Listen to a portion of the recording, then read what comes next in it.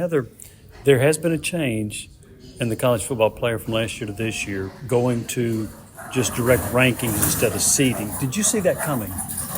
Well, my sources had told me that everyone in the room thought that that was the way it should go. But it had to be unanimous in order for it to go into effect this year. Unanimity was required. And there were certainly politics involved. There were some people in the room who wanted to try to use some leverage for 2026 and beyond in terms of talking about the format. But that had to be put aside. And was I surprised? Not necessarily. But I think that there were enough people who felt like it was common sense for the greater good of the sport. You think it was a good move? I do, yes, because as somebody who explains the college football playoff, the college football fans ad nauseum, people didn't understand it.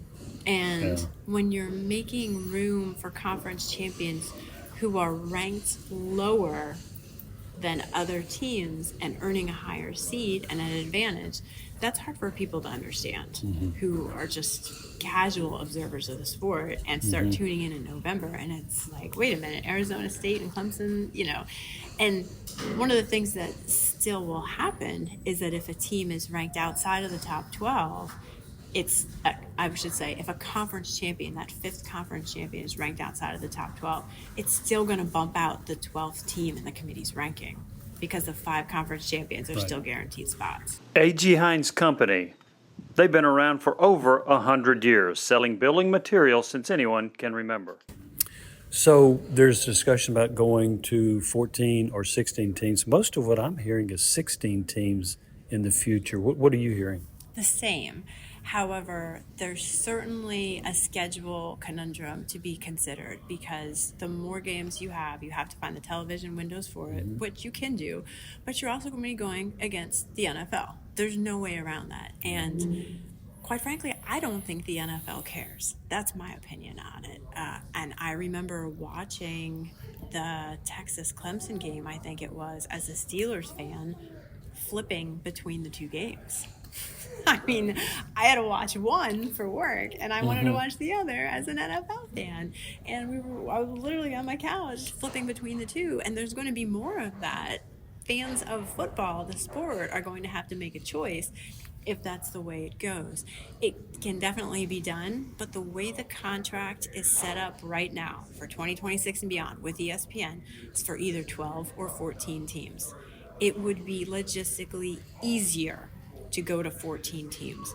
So as this continues to be a conversation, it wouldn't surprise me if they circled back to 14.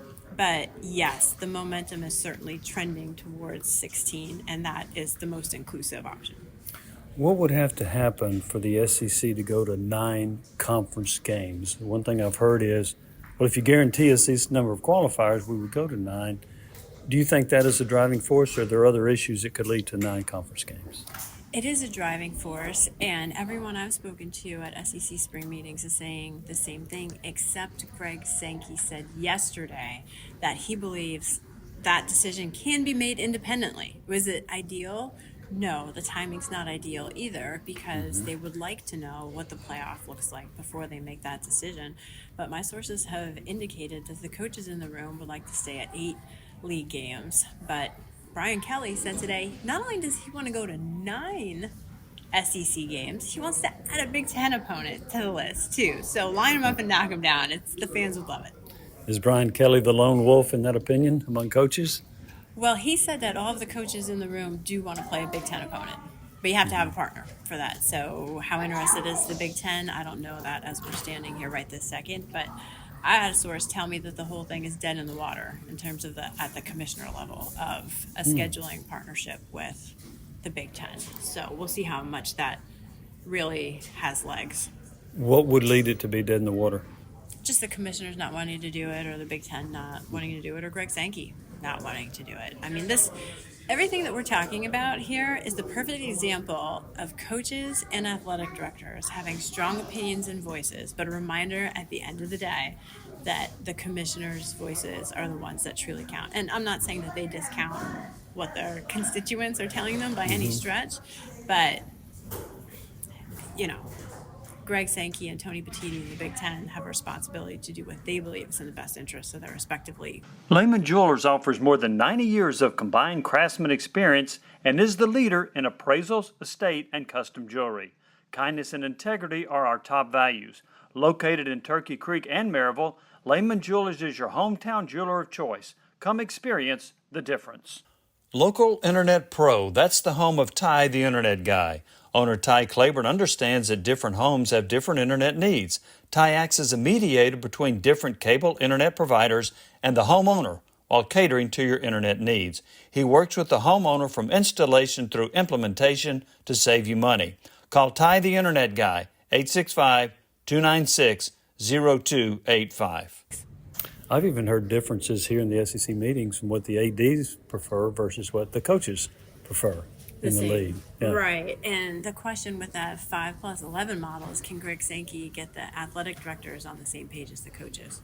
And I think he can, but there's no guarantee in that either. Do you like that 5-11 model? I do. I think it's a strong alternative to automatic qualifiers. You get your 5 conference champions in, and then everybody else has to earn it. And I thought Sankey made a great point the other day when he said that if you have 4 automatic qualifiers, you can be limiting yourself. The SEC could have more than 4 playoff-worthy teams. I think the Big Ten needs the automatic qualifiers more than the SEC because it's not as deep. And that's coming from an Indiana grad. You're an Indiana grad. So would Indiana want to play an SEC team in non-conference? I highly doubt that. Based on what just happened. Kurt Signetti is a heck of a competitor. I don't think he would mind that. Yeah, Google him. Yeah, He exactly. can tell you. Exactly. Okay. Heather, I appreciate it. Thank you. Thank you so much.